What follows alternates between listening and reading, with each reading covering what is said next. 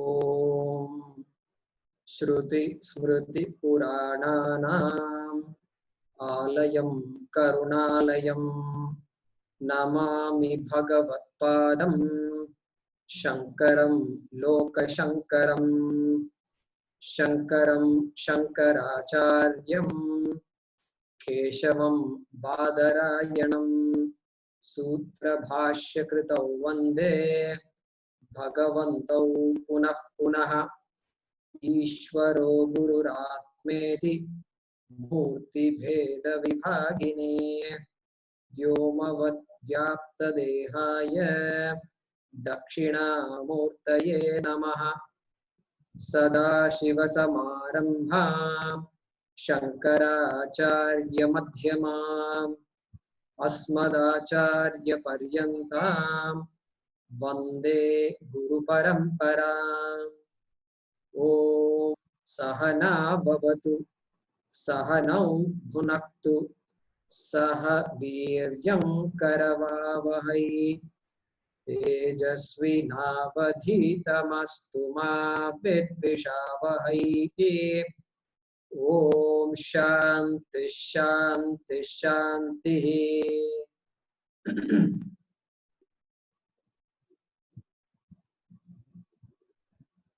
ॐ पार्थाय प्रतिबोधितां भगवता नारायणेन स्वयं व्यासेन ग्रथितां पुराणमुनिना मध्ये महाभारतम् अद्वैतामृतवर्षिणीं भगवतीम् अष्टादशाध्यायिनीम् अम्ब त्वामनुसन्दधामि भगवद्गीते भवद्वेषिणी। यं ब्रह्मा वरुणेन्द्ररुद्रमरुतः स्तुन्वन्ति दिव्यैस्तवैः वेदैः साङ्गपदक्रमोपनिषदैः गायन्ति यं सामगाः ध्यानावस्थिततद्गतेन मनसा पश्यन्ति यं योगिनः यस्यान्तं न विदुःसुरासुरगणाः। देवाय तस्मै नमः देवाय तस्मै नमः।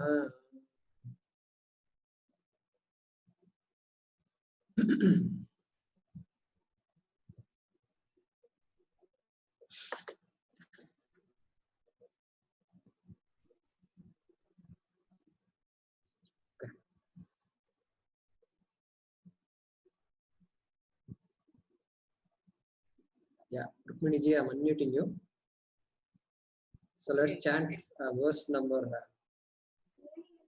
11 and 12. Second chapter.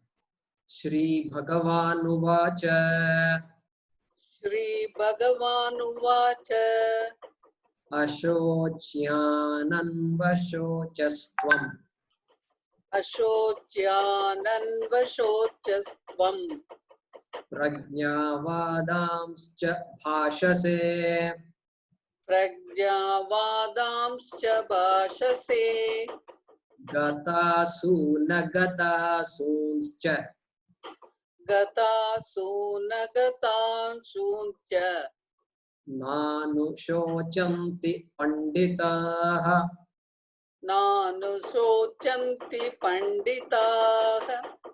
Natvevaham Jatunasam Natvam neme Janadhipaha Nachaivana Bhavishyamaha Sarve vayamataha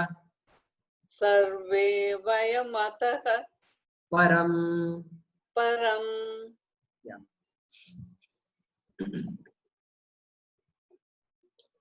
You can stay unmuted. Him, I'll mute you.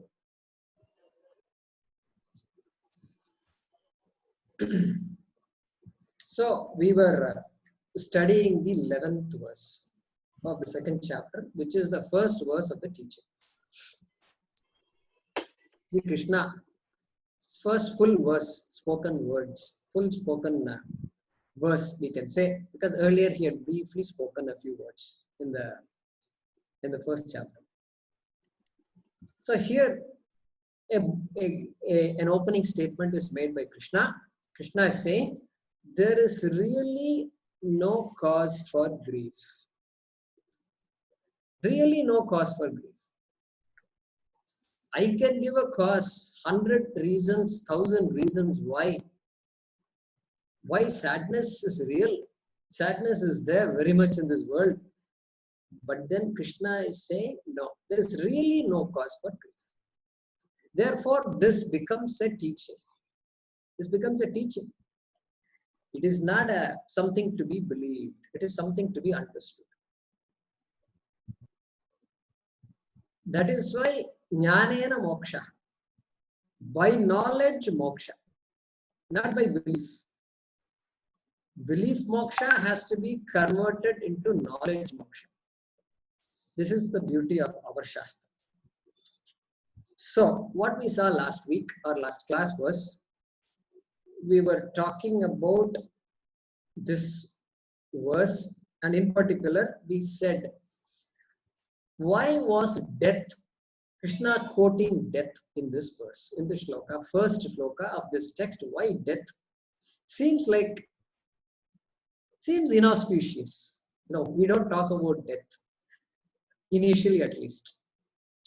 But then Arjuna already started the topic. He was talking about death of so many people.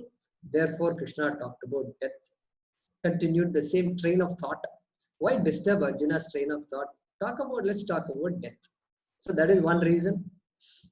And then another reason, of course, is death invokes sorrow in everybody. Everybody related to the dead person. When I say everybody, it doesn't mean a person A's death causes sorrow all over the world. That means everybody will be sad all the time in all places. No, people who are related to the person are sad when the person passes away. So death uniformly evokes sorrow. Then third reason is this Prathama Malla Nyaya, I told you. So champion wrestler, if you can deal with death, if you can understand death, then everything else is just popcorn, like giving a popcorn to the elephant. Everything else we can deal with. All other sorrows are all chota mota. Okay, that is the third reason.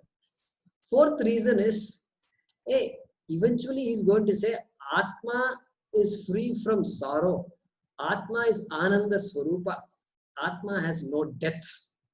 It has no birth and no death. It always was, it is, and it always will be. Therefore, death is a very relevant description for Atma.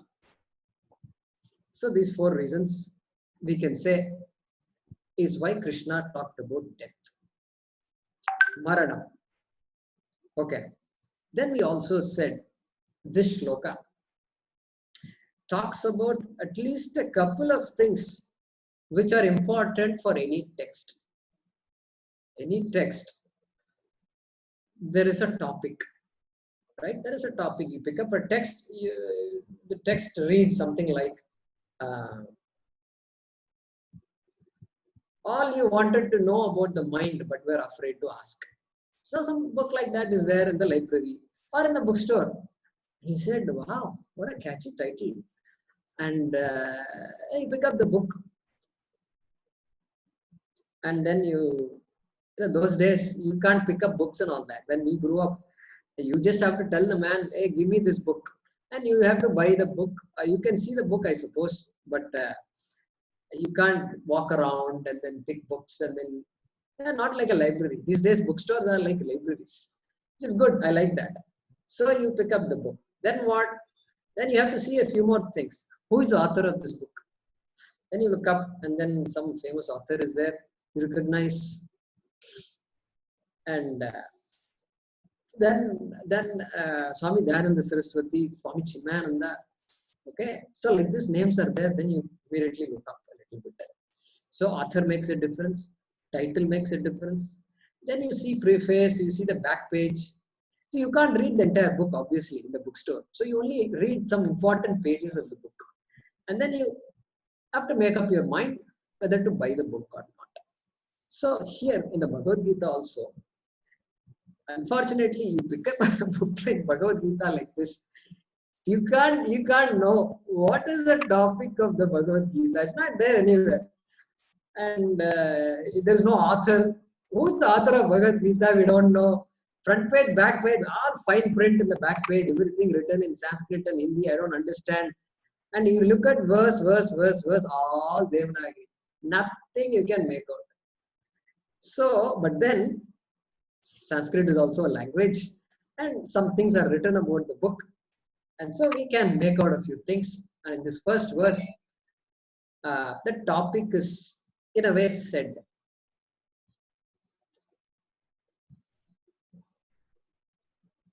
There is no cause for grief. There is no real cause for grief. That is a statement that is made.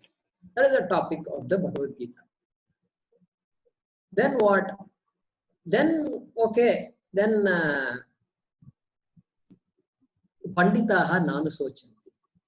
Then if you know this, if you know Atma as something that is free from, as Ananda Swarupa, then the person who knows it will be free from grief.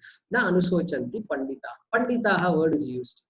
Therefore, and we saw Shankaracharya translating that word as what? Panda asya asti iti. Panda means knowledge, and the one who has knowledge of the self is a pandita. So those people with that knowledge of the self, self-knowledge, atmajnaha. So those people are free from sorrow. So that is what I get. What is the result? Iska kya matlab hai? What is the use of this? Studying the Bhagavad Gita, if you ask, the phalam is also listed there. Then prajnavadamscha bhashase. Who is qualified to study this? Well, somebody like Arjuna, whom Krishna says, prajnavadamscha bhashase. You seem to talk like a wise person. Like that, Krishna praised Arjuna. Because dharma, dharma is so important. And a person who follows dharma, for that person, knowledge is just a cakewalk. So Krishna is kind of alluding to that. Prajnavadanscha bhashase. Whatever you said are all, it's all very well said. Very well said. So a person who has thought through dharma, very important. That person is qualified to study this Shastra. So these are three things that are important for any text. What is the Vishaya? What is the result, the phalam? Who is the Adhikari? Namely, who is qualified for any topic, any book? There is always a qualification. You want to buy a book for your child, for your 3-year-old daughter. What book will you buy? Go to the library and buy quantum physics. And you're not going to pick up that book. Why? Because there's no connection between that book and this child. And you look around. Where is the child section? There, sir, you go there. Because sometimes these bookstores are all huge. You can't figure out what's where. So they say, go there. And then you go there. And finally you start finding some small, tiny story books and this, that. And then you are thinking jigsaw puzzle. And then you're saying, so you have now come to a point where you feel that my child will be able to understand it, will like this. This book is very colorful. All these attributes you look for. Same thing, Bhagavad Gita also is not different.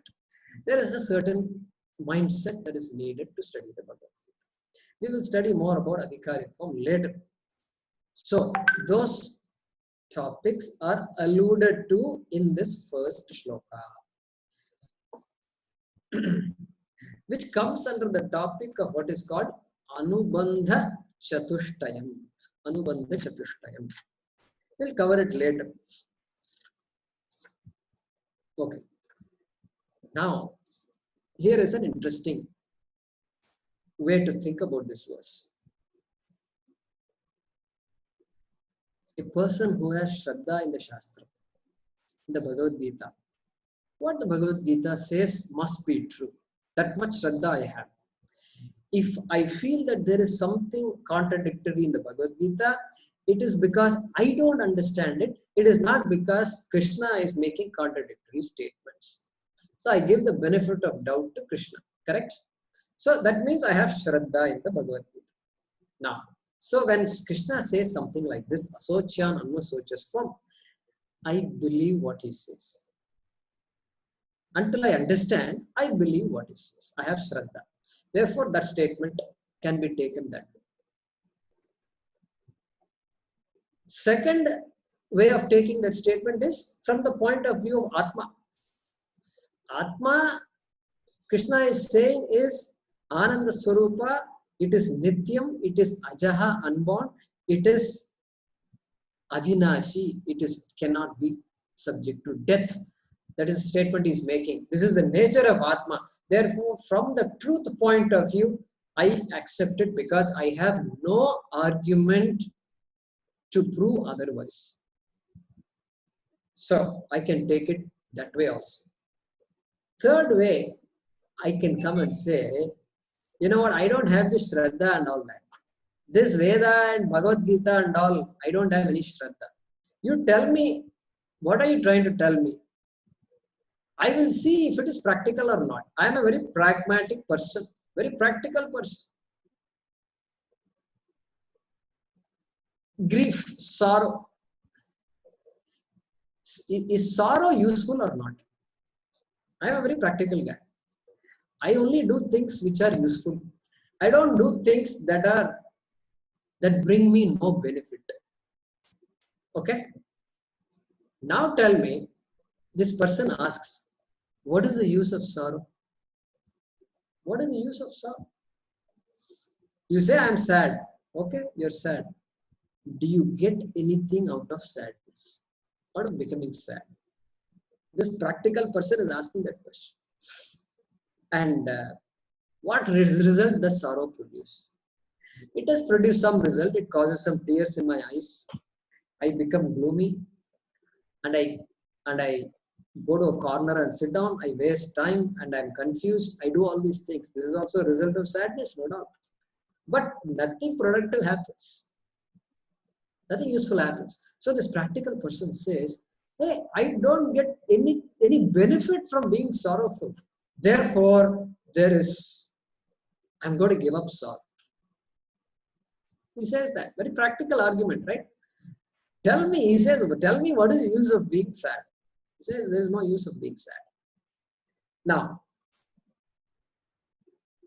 a person has passed away, and people are crying, people are weeping. And so this person is weeping. Previously, the people used to, let's say the lady, she made coffee and she put sugar in it, she stirred it, she offered coffee to everybody, and she drank it, everybody drank it.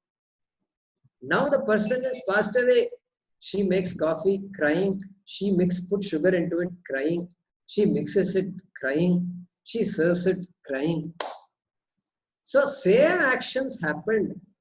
One was done very sad, one was done without sadness. What did sadness produce?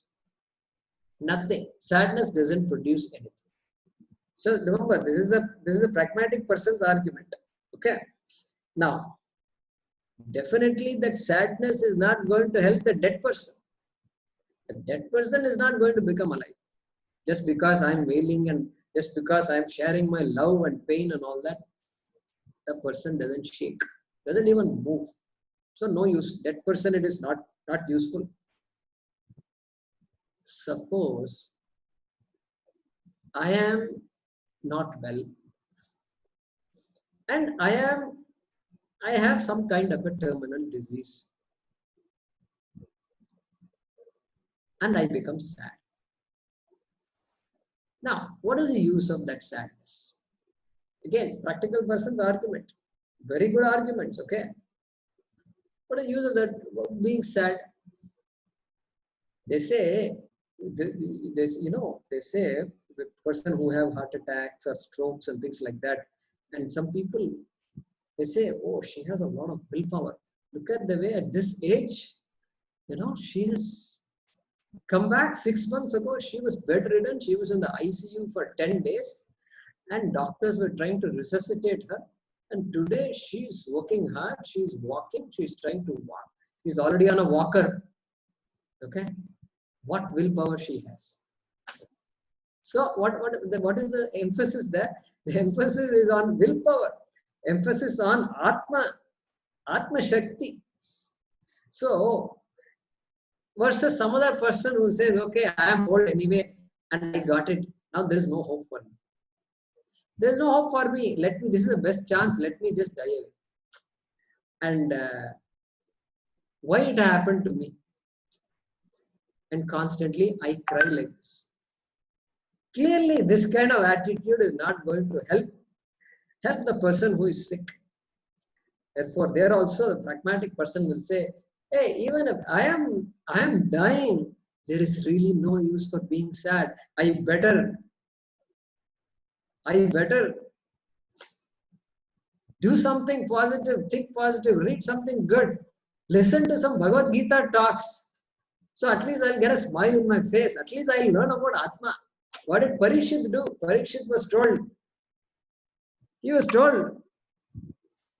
He did something stupid. He put a snake on the neck of a rishi who was meditating. And so the rishi cursed him, you're going to die in 7 days. And he came running. He came running to his Guruji, Shuka, the son of Vyasa. And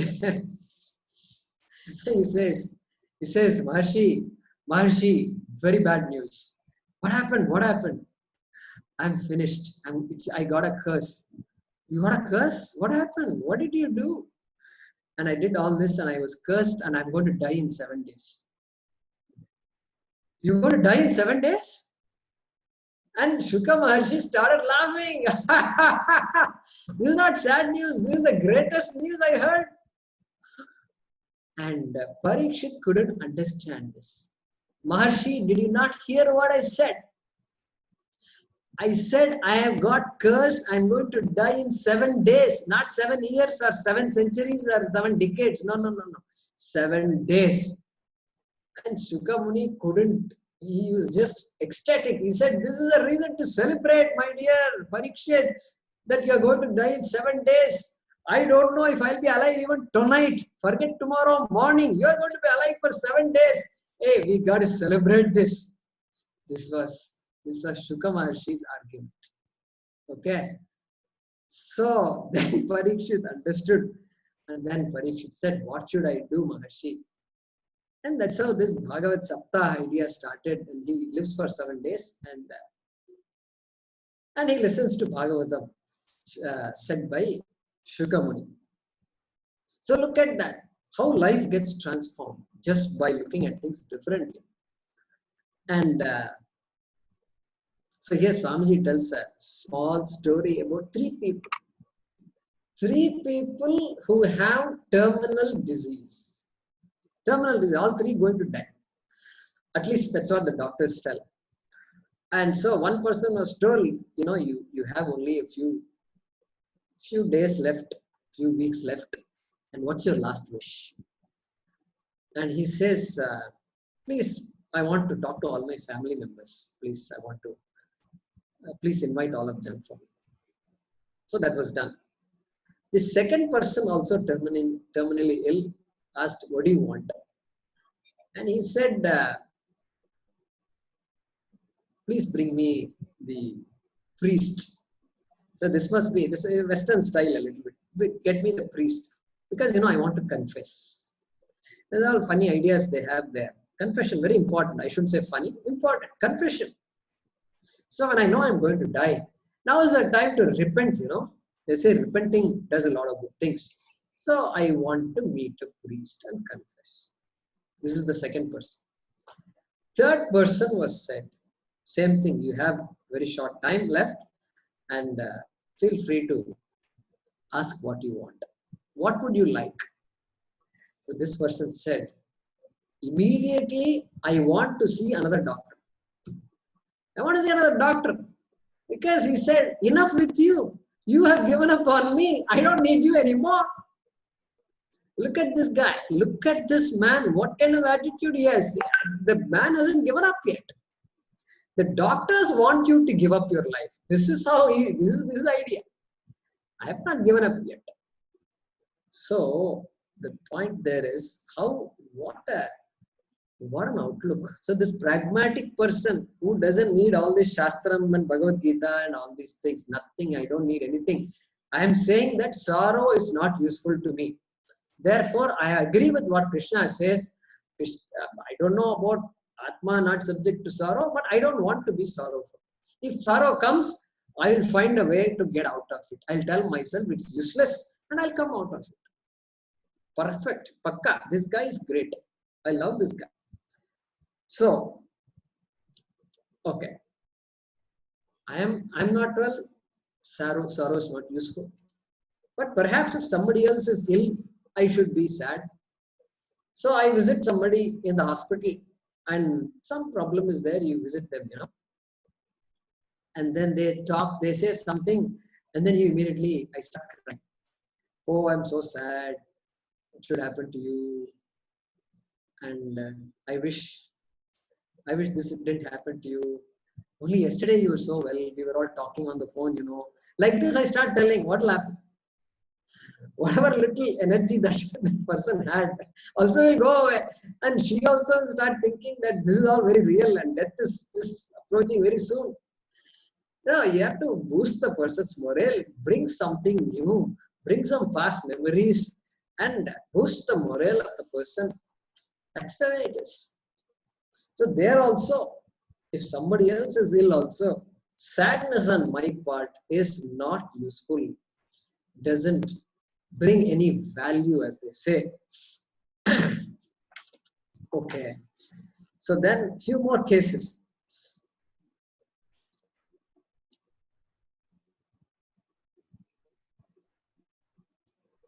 So therefore, this, to conclude, that which is subject to death will die. That which is not subject to death can never die. This idea we have to get. Now, we don't know anything in our life being such.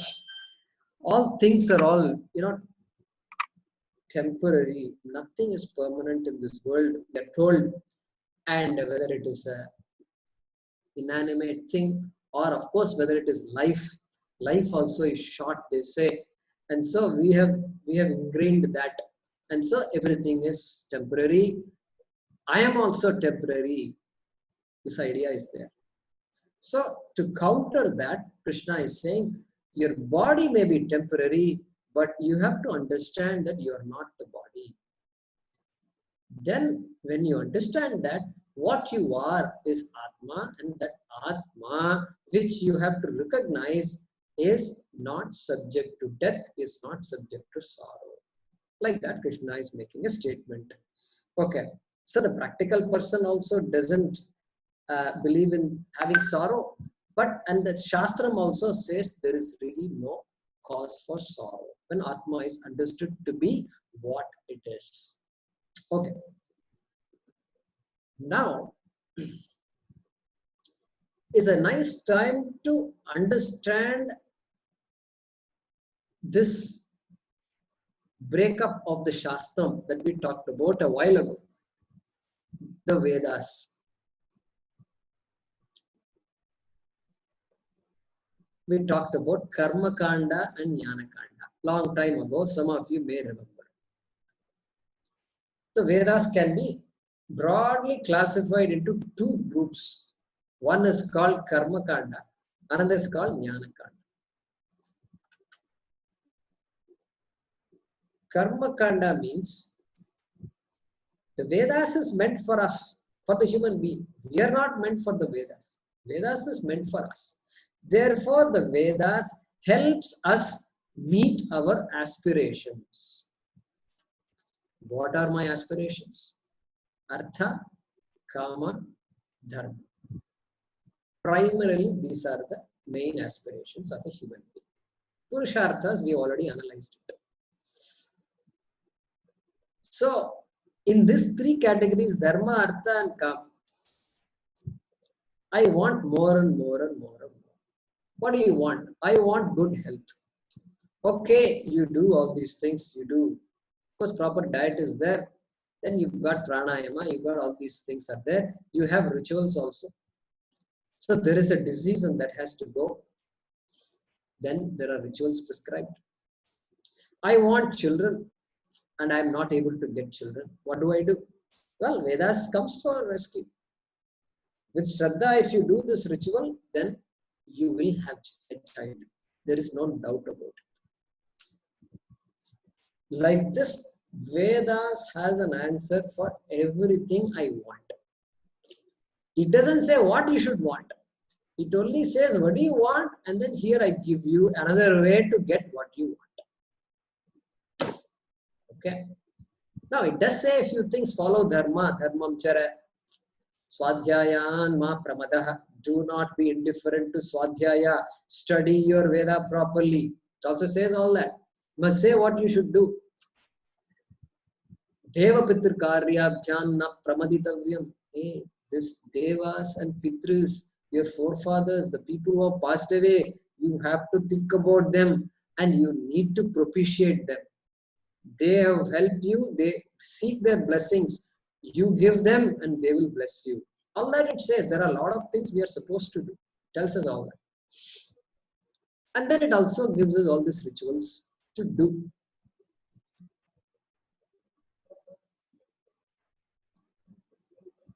Drought, no rains. Then there are mantras, there are homas to do, and if it's done with Shraddha, then rain has to come. Varuna Devata cannot but bring rain. I read a small story. It seems there was a drought somewhere, and after a long time, they all decided to do this big yajna.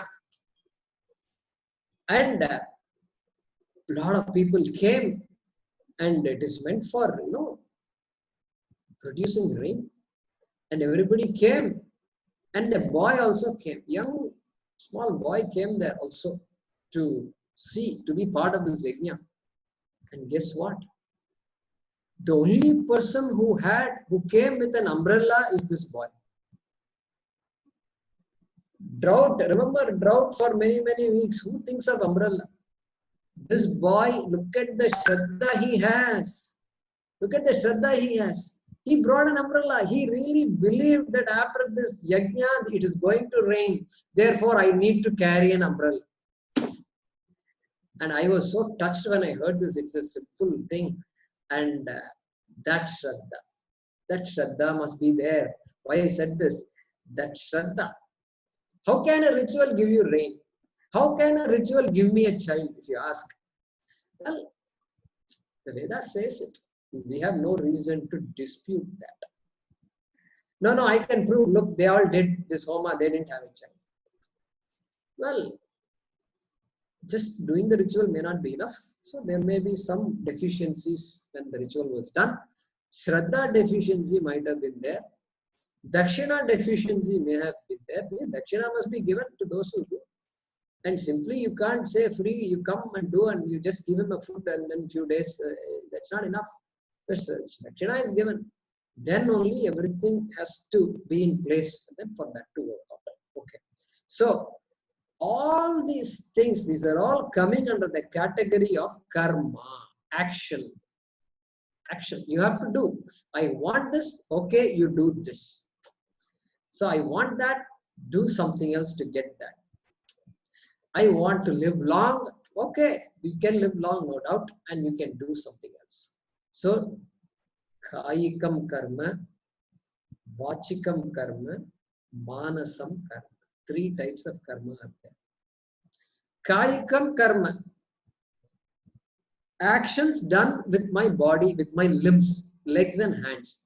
Hands are the primary organs of action, and of course legs also, and the mouth is vachikam karma. speech, chanting, and doing bhajans, and discussing, debating. All these things are karma, no doubt. Vachikam karma, the sense, the organ of speech. Kaikam is organs of action, hands. Vachikam, organ of speech, and manasam karma. Manas. So, actions done with the mind.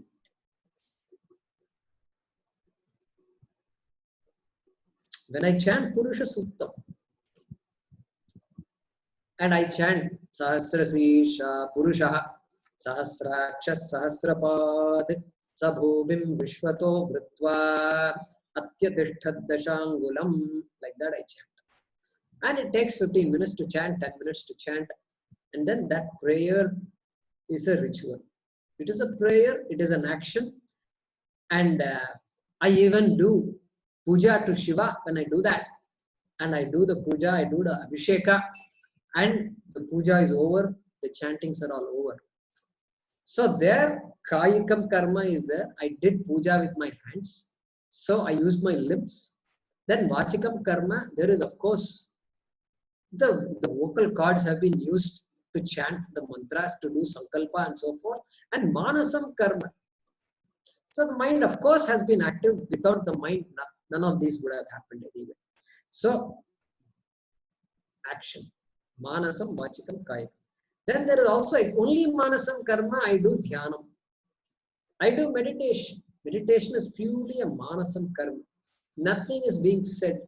Even the japa, if at all, is chanted mentally. Therefore, there is no vachikam karma.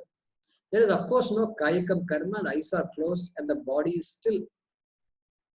So manasam karma. This whole life that we are leading, we are doing one thing or the other to get one thing or the other. And the Vedas helps me to accomplish all this.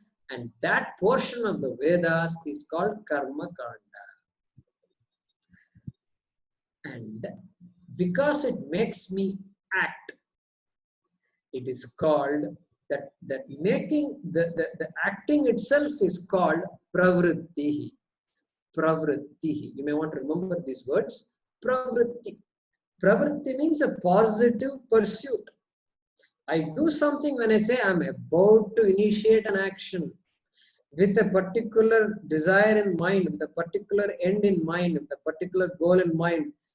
No, none of us do anything without some result in mind.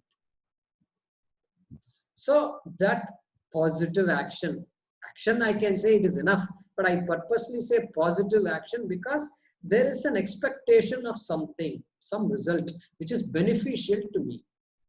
Okay? Therefore, that process is called pravrittihi. Pravrittihi. So this Karma Kanda, this massive portion of the Veda, the majority of the Veda is called Karma Kanda, which is also called Pravritti Atmaka Shastram. Pravritti Atmaka Shastram, which means a Shastram which creates Pravritti in me, which makes me do something. Makes me do something. This is called Karma Kanda. Majority of the Vedas is this one. Because it addresses my Dharma, Artha and Kama. 3 of the 4 Purusharthas over which I spend pretty much the entire life. So the Veda says, go ahead. I have all the answers for you. And if you can't find an answer out there, the stores are closed. You can't find a lot of things. What do you want? I feel like having ice cream. Okay, you can have ice cream, but you have to do a lot of tapas. Lot of tapas you have to do. Then there are some things if you do, you can produce ice and things like that. I'm sure it is there in the Vedas. We don't know. I don't know. I'm just imagining things now. So, Pravritti Atmaka Shastra. Now, this Krishna is talking about Atma cannot be a source of sorrow. Nothing in the world can be a source of sorrow. Neither Atma is a source of sorrow, nor Anatma is a source of sorrow.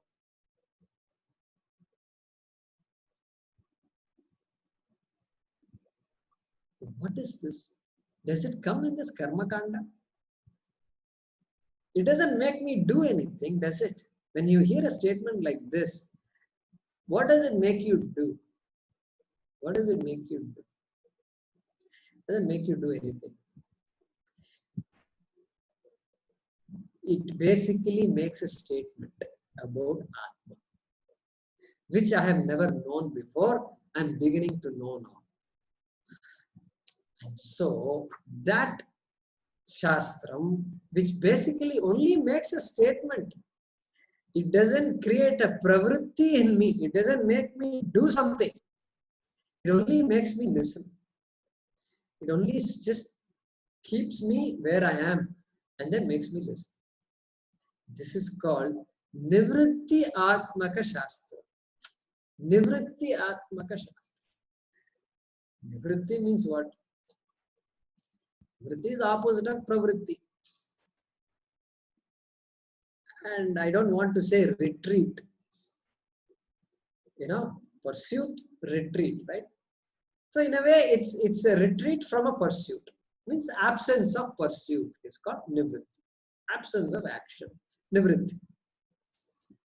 And more specifically, when you talk about action, who can do an action? Who can act? Only an actor can act. No, I don't mean Amitabh Bachchan actor can act, not that kind of act. All of us are acting. I'm talking about general action. General action. So doing things, who can do? The doer only can do. One who thinks of himself or herself as a doer can do things. And so I am a doer. I am a karta. In Sanskrit, the word to be used is karta. Karta. I am a karta. I do. Therefore, I am capable of doing. I've been doing all these years. I've been doing, and I am a doer now. And I have a lot more to do. I will do a lot more things. Therefore, that karta must be there in order to do. And therefore, that pravritti atmaka shastram, the first portion of the Veda, the karma kanda, addresses the karta, the doer. The doer must be addressed. Because the Vedas is going to ask me to do something, and therefore I am a doer only. Now, it seems obvious, no big deal in this. Only a doer does. Only a thinker can think. Only a seer can see.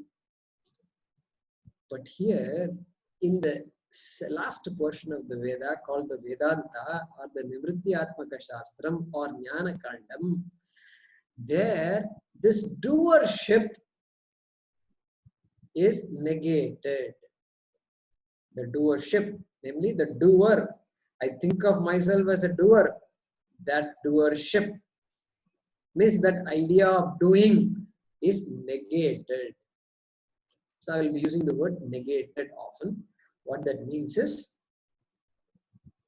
that idea is proved as non-existent. Negated means what? That idea that I am a doer is proved to be false, is proved to be untrue. It says you are not a doer. Atma is not a doer. Atma is not a karta. And if Atma is not a karta, Atma never does anything. Even though a lot of actions seem to happen. But I am not a karta. So in this second portion of the Vedas, the karta is questioned, is the nature of doing, the doership is questioned. That is the whole Shastra is questioned. And then when understood properly, the doership is negated. Again, I'm using the same word, negated. N-E-G-A-T-E-D. Negation, negate. Negate means proving something else false. Proving something else false.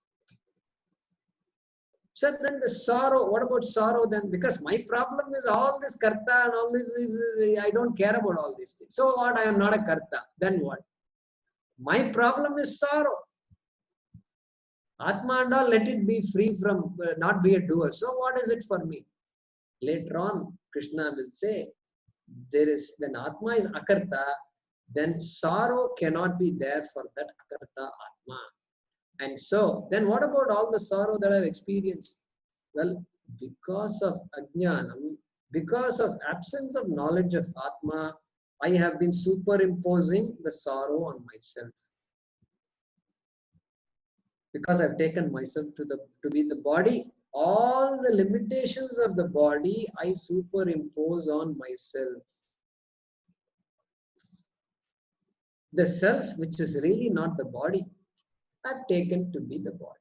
Therefore, anything that happens to the body is a cause of sorrow for me. So sorrow is superimposed. Once body is superimposed on Atma, then everything that comes along with that becomes a superimposition. This superimposition, the Shastram is going to remove.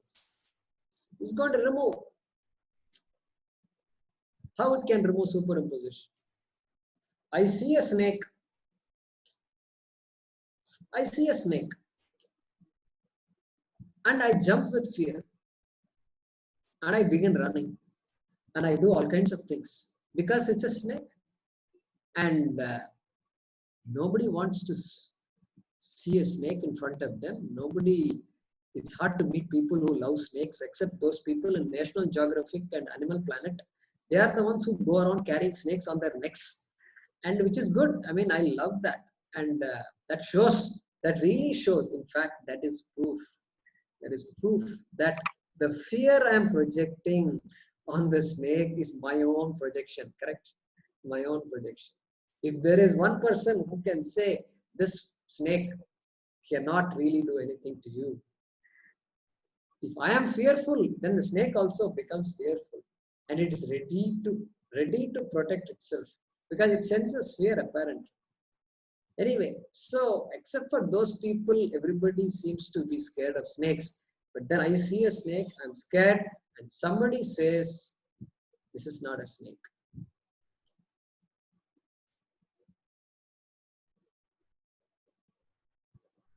Somebody wants to remove that fear in me. Somebody says, this is not a snake. This is a rope. This is a rope. So what is it that removes the fear of snake? Somebody who can show me the adhishtanam. Adhishtanam means what? The basis of what I call a snake. The basis of the snake is really a rope. Rope is what sustains the snake. If somebody can tell me, show me the rope, then that is jnanam. That is knowledge. And that knowledge alone can remove two things. It can remove the snake. And when the snake is removed, snake being the cause of fear, fear also is removed. So the cause of fear, cause of sorrow is going to be removed by the Shastram by showing the Swarupa of Atma. Okay. Now, some of you may be wondering, what is this?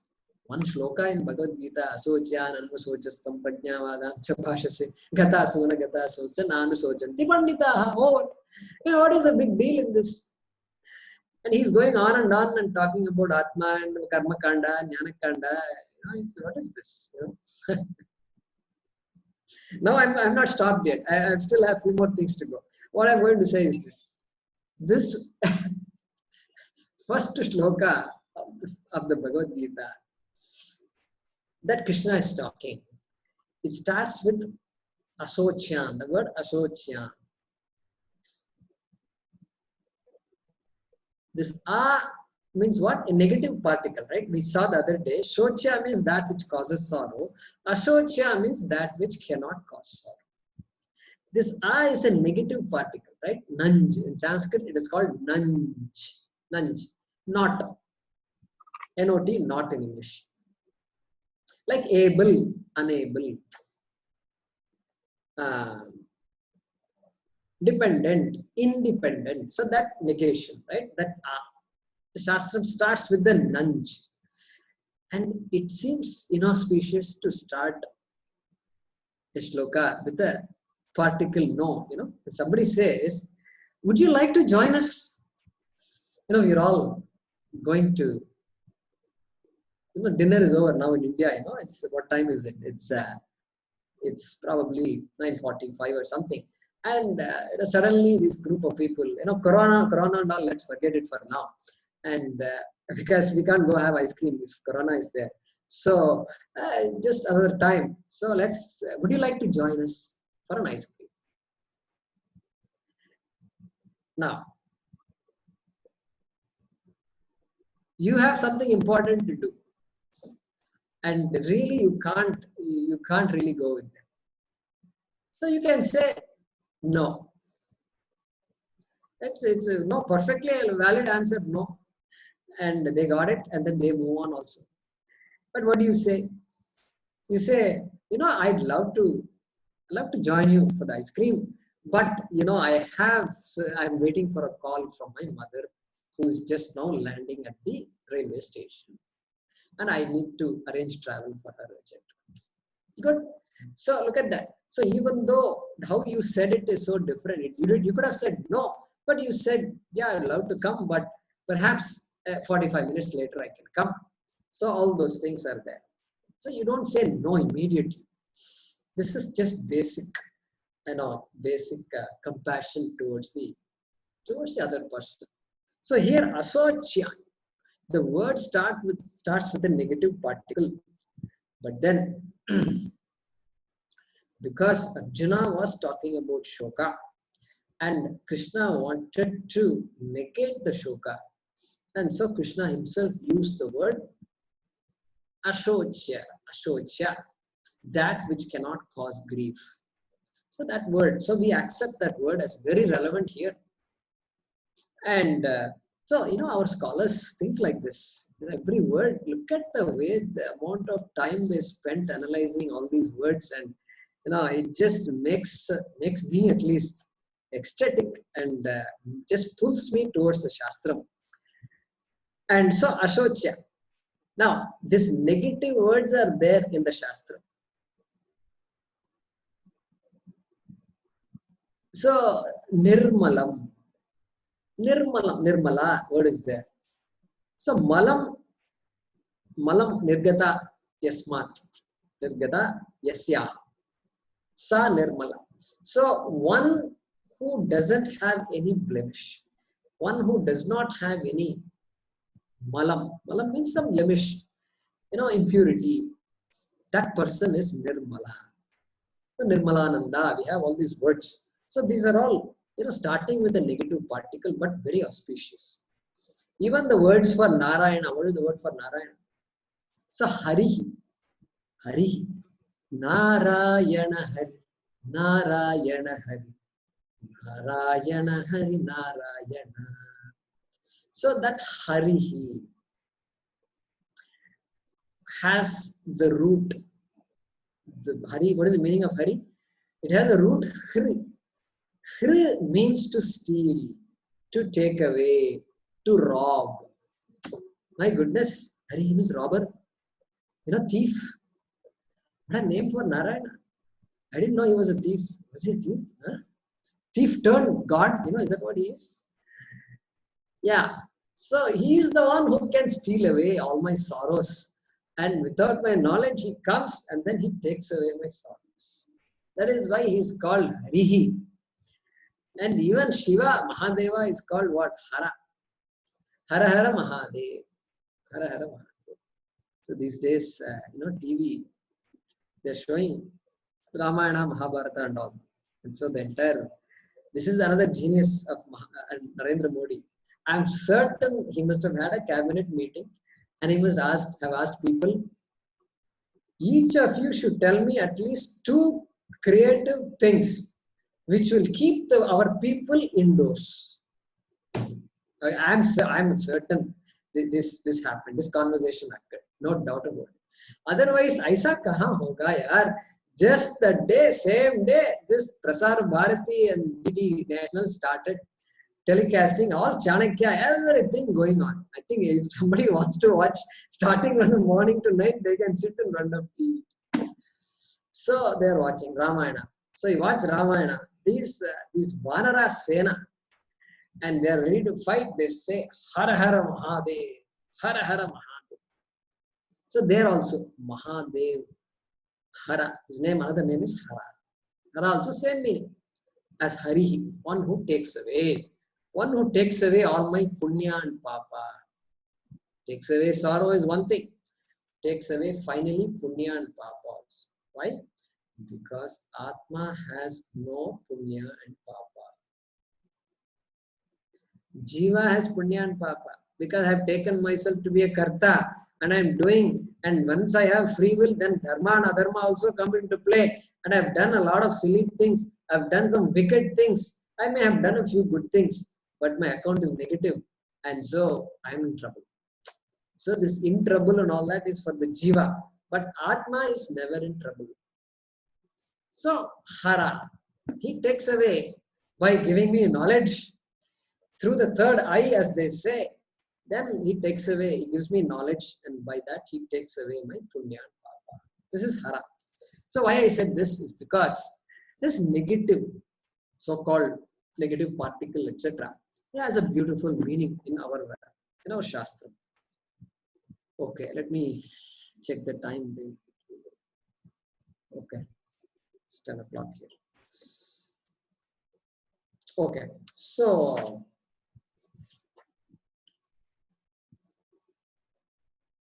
here we must be careful that we shouldn't say the Bhagavad Gita says you should not be sad. Doesn't say that. Bhagavad Gita, Krishna doesn't say you should not be sad. Krishna only says there is no real reason for sorrow. That's all he says. He doesn't say don't be sad. Very important. You have to keep in mind. When somebody is sad, you should never say don't be sad. I mean, generally we might say don't be sad, but we give them some reasons to be cheerful. That we can do, but never say don't be sad. Don't be sad means what? As though sadness asked my permission and said, hey, knock, knock, knock. I'm sadness. Who are you? I'm sadness. I'm sorrow. Can I come in? What? I'm sorrow. You have the audacity to say, I want to come and visit me? Get out. That's what I will say. If sadness were to ask my permission. So without permission, somebody came. How can I tell that person to not be sad? So the sadness, disease and all that comes despite our asking for it. Therefore, advising people not to be sad is generally not considered good. I mean, by the way, we can say that after some conversation, but really speaking, it doesn't. We can do better than that. Okay. So here the Gita is saying that this Atma being Ananda Swarupa, Anatma cannot affect Atma. There is Atma, there is Anatma. Anything that is not Atma is Anatma. Atma is I, self. Anything that is not self is Anatma. Anatma cannot affect Atma. What two things can affect each other? Two things that are of the same order of reality. You may mark those words, order of reality. Two things that are of the same order of reality can affect each other.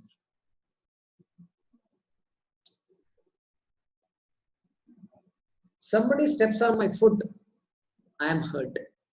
Physically hurt and maybe even mentally hurt, I don't know.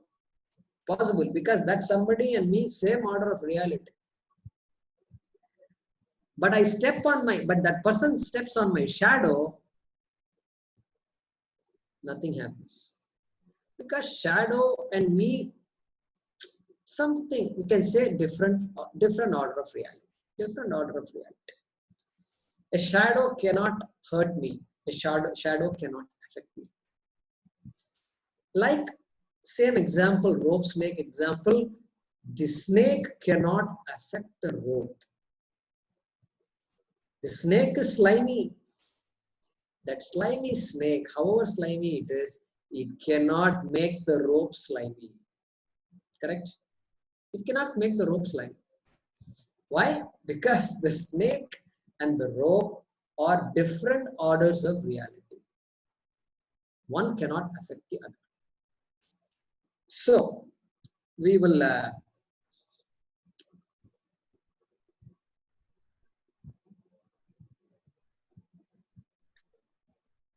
so another way of saying it is, we saw earlier Satyam and Mithya.